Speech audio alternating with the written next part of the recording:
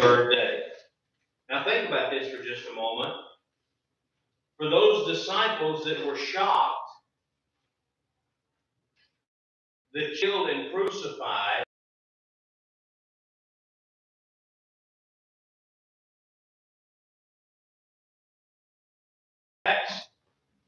he told them that he was going to go to Jerusalem, suffer many things, the elders and the chief priests and the scribes. In other words, he was going to be hurt by the spiritual leaders and be killed and raised on the third day. Then Peter took him and began to rebuke him, saying, "Be it far from thee, Lord, this shall not be unto thee." Peter is saying, no, Jesus, you can't be taken and hurt and killed and no, this can't happen to you. This isn't to be. This must not come to pass. Listen to what Jesus said. But he turned and said unto Peter, "Get thee behind me, Satan. Thou art an offense unto me." Thou art an offense unto me.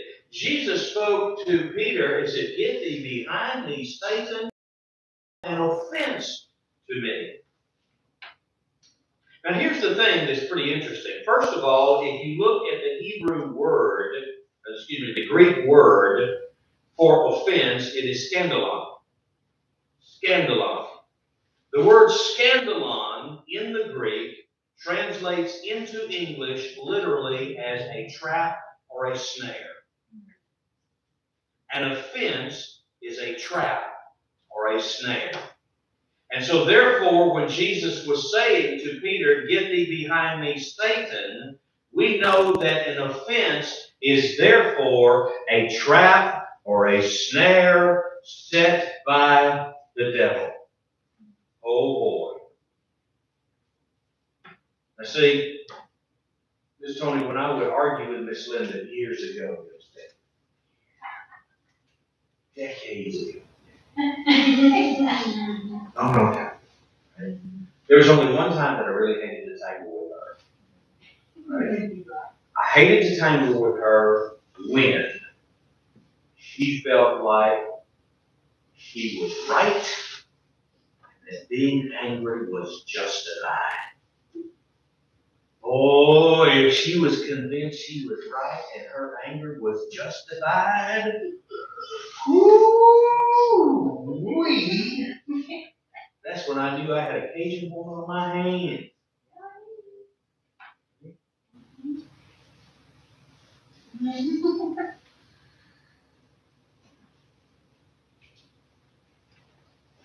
And I tried to talk to her right there. Yes, and I had this little encounter with the beach with Jesus, and had another little encounter with the Lord. And she went on one time and did that to me, and I said, "Ho! Get in your place, woman."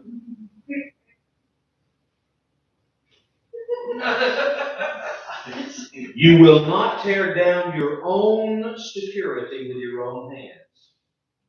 We will have a discussion, but you will not tear into me. You got to understand, I've been so nice to her through the years, just dealing with her that way. I got this look I've never seen before. Amen.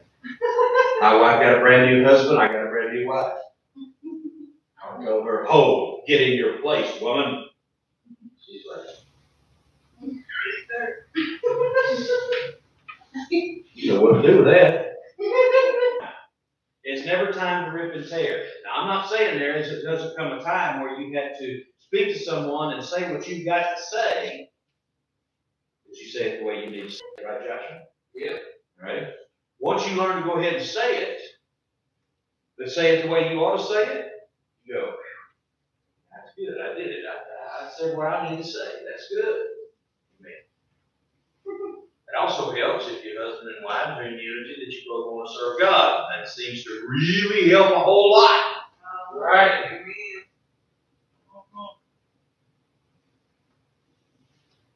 And so, an offense provokes wrong response, doesn't it? Yeah. Why?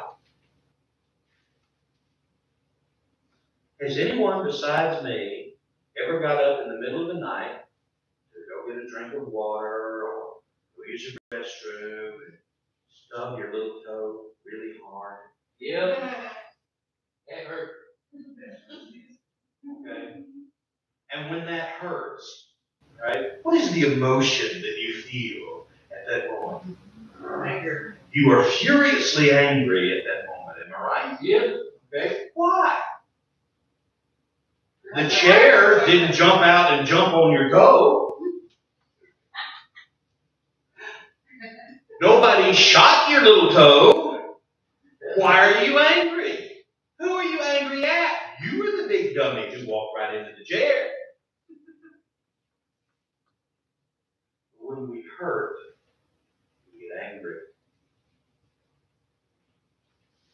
When we get hurt, we get angry. And that's what we're talking about here, right? You see, Jesus was basically saying to Peter, look, you don't get it, right?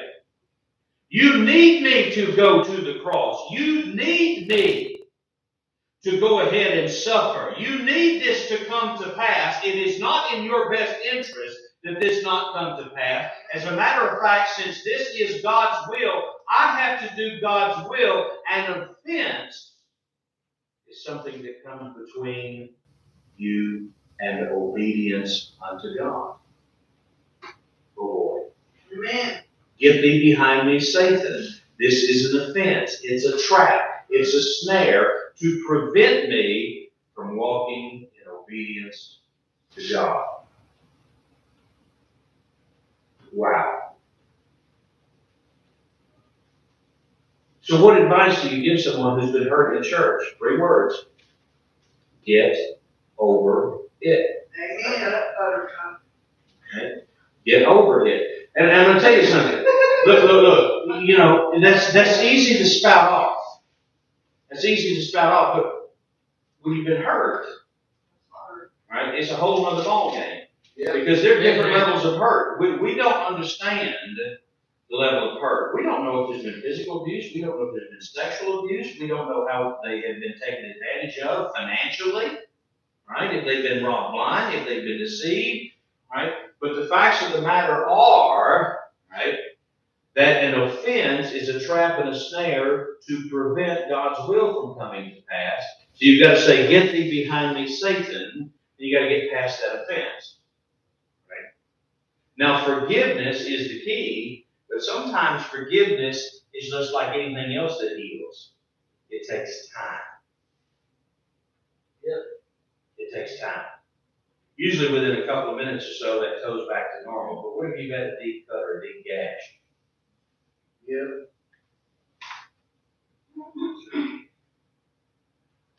Do you really think in 31 years we haven't been cut, slashed, hurt?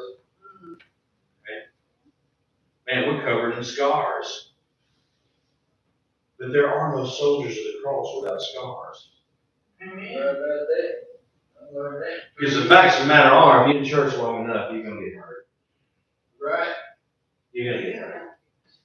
See, you get hurt. See, you've been disrespected, disregarded, treated shamefully. And you say it of us. That's what it is. Right? Jesus said, if they hate me and they love you, you're missing something here. Right? Do you know what it is for just a moment?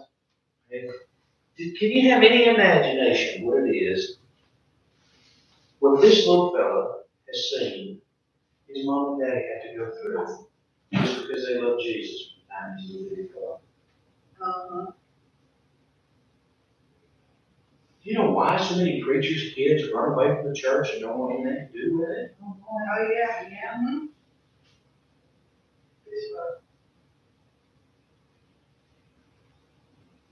But he knows how to love unconditionally. Because that's what it takes. I just pray in Jesus' name that the Lord brings so many healings forth in this man. I watch this man's good intentions having carved up like a Christmas turkey. Yeah. Amen. I watched his wife endure.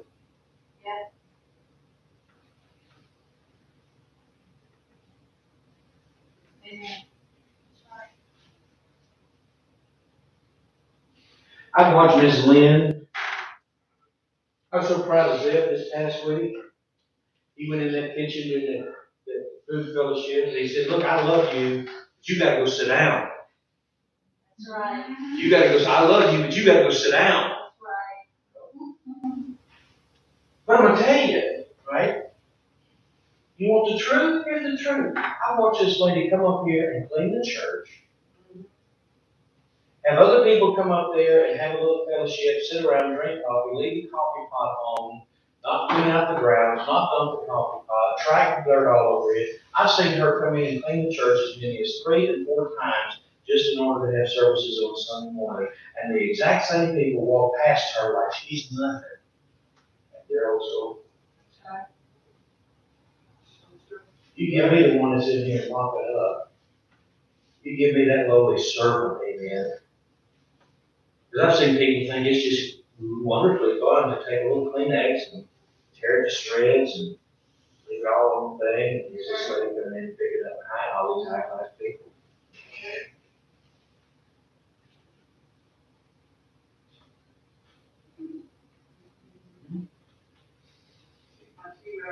She's your shero.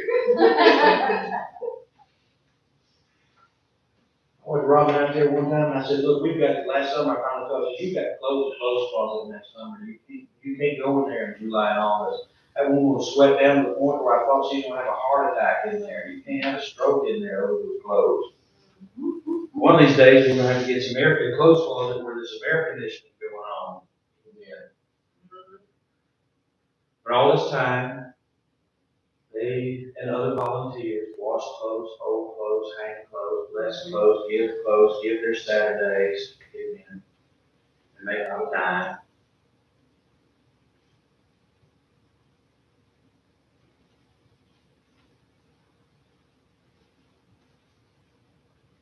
I've seen OJ come in here with a hurt back, grab one end of the computer, ready to pick up a movie at the bus stand. No. You see, the only solution is to forgive when those offenses come in. Now the Bible says this, says, woe unto them that offend one of these little ones who believe in me. You don't have to worry about the offender. God's going to deal with it. Right. Which is one of the reasons why you might not want to be offensive. Yeah. But one of the things you're going to find if you serve God is that you're going to offend people no matter what, no matter how hard you try. Right. It's going to happen. Mostly because they expect you to live up to a standard they don't even reach for themselves. It's hard to live up to somebody else's expectations. Yep. He said, get thee behind me, Satan, for thou art offense unto me, for thou savorest not the things that be of God, but the things that be of men. God's got a plan, man's got a plan, and here's where doctrine becomes so very important. Because false doctrine begins to teach you that if you will obey the Spirit of God, then you're going to prosper. It's called the prosperity doctrine. You're going to prosper. Everything's going to go well. Why, in fact, they'll preach, why, if you just turn everything over to Jesus, that's the end of your problems. And a guy come to me once and he said, well, Michael, I thought when I gave it all to Jesus, that would be the end of my problems. I said, it was the front end. Because a dead log can float downriver, but it takes something alive to swim upstream. You're now trying to swim upstream against the current of the world. If anything, an attack of the devil should be proof positive to you that you're headed in the right direction. Right. That's it. For you savor. Now let me talk about savor for just a moment. I've seen Miss Linda eat chocolate. Tony, you brought her a little lamb. It's set on a stand and she's not plugged it in yet. All that time. And I finally told her the other day, and I went, honey, if you're not going to use that lamb, I'd like to use it. No, that's mine. She gave that to me. That's mine. It was given to me, and it's mine. And I said, well, then what about all that candy that was being given to me? Candy's here for us. I like the way she thinks. Apparently, M&M's can speak. Because Miss Linda hears them. They're in my office, locked up in my drawer, and apparently they're calling, eat me, and she hears them. She take that Hershey's chocolate, take a little bit piece, put it on the center of her tongue.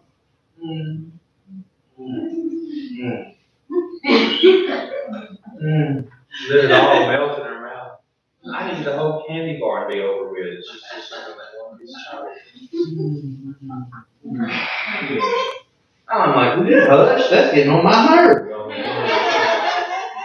She is savoring that chocolate, getting every ounce of flavor out of it. Jesus was saying, look, you're savoring the things of man, not the things of God. Jesus was saying, I'm going to obey God, but it's going to mean hurt, pain, and misery. But it's for the greater good. Believe it or not, when God asks you to obey Him, it is for your greater good, but that doesn't mean there's not going to be hurt and pain.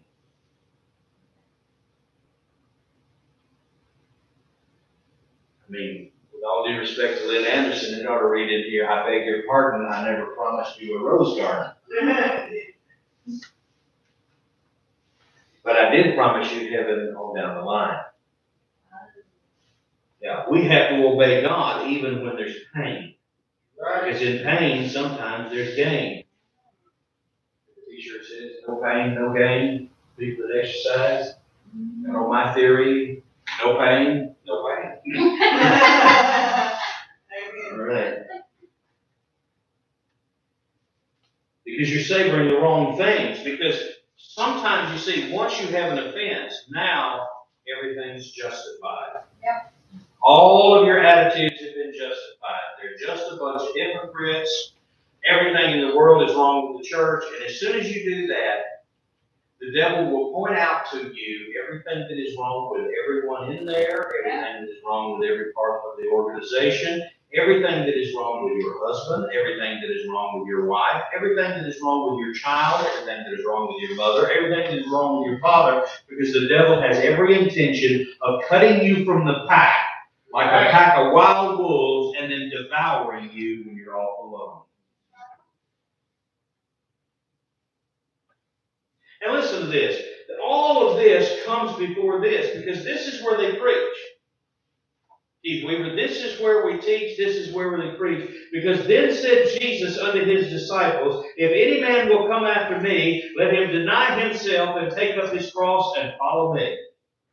For whosoever shall save his life shall lose it, and whosoever shall lose his life for my sake shall find it. And what is a man profited if he gain the whole world and lose his own soul? Or what shall a man give in exchange for his soul? And all of these verses that we have heard so well and know so well, brothers and sisters, it was all initiated at the moment when Jesus began to talk about an offense.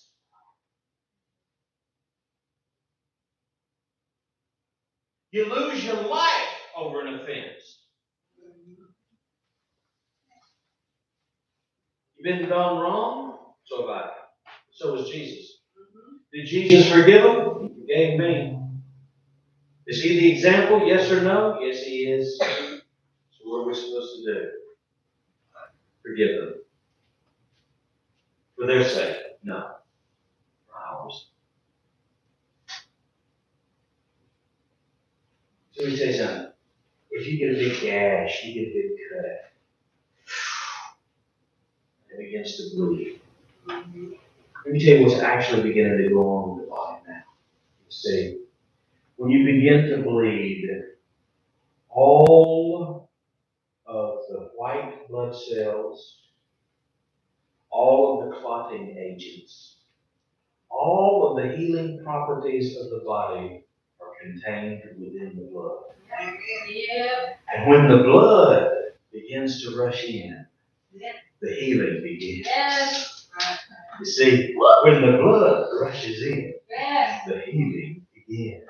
Come on, y'all ain't with me. Yeah. When I say, when the blood rushes in, Yes. the healing begins. All you gotta do is go, blood of Jesus over. Now I plead the blood of Jesus over this offended mind, or this injured body, or this injured soul. And I forgive those who caused the offense, because Father, I'm just as guilty of causing offense whether I meant to or not. And so I'm going to forgive the offender, and I'm going to forgive the offendee, and I'm going to forgive the offender, and I'm going to forgive the offendee, and I'm going to put it all under the blood where the healing rushes in. Because I'm willing to lose my life to gain it. Right. Amen. Because all of this doesn't profit me anything. It just costs me my own soul. All of these verses that we know so well are preceded with, that's an offense unto me, Peter. Get thee behind me, Satan. When you don't want God's will done. Let's obey God's word. And let's realize there's a lot of hurting people out there. Some don't want to be healed because they'd rather be offended. It justifies whatever attitude or action they want to have. There's a whole lot more people out there who just need to know.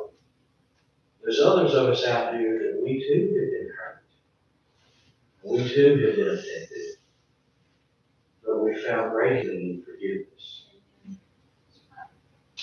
If you want to hang out with a bunch of people who've been hurt and learn how to forgive and get healed yourself, come hang around with all of us. Because there ain't a one of us in here that feels like we're qualified in judging somebody else. Amen. Right. There is a judge. That's God. It ain't us. We'll be instrument of healing instead. Amen. When I walk in, I want the blood of Jesus to go before me. Let's pray. Father, we thank you for healing from offenses and hurts. We thank you, Lord, that your word makes it so plain, so clear, how we deal with one another. And we pray that each one of us can go forth now and be instruments of healing, mending offenses like broken fences. Use us, Father, in this, in Jesus' name. Amen. Amen.